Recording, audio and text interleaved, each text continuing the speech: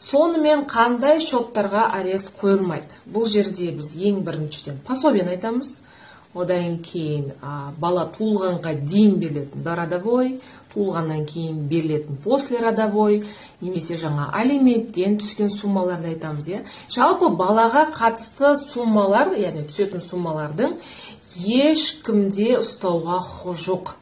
Өйткені бұл суммалар мемлекеттен болсын, немесе жаңағы алимент, бұрынғы күйеуіңізден болсын, балаңызға беріліп жатқан суммалар болғандықтан, яғни сізге емес.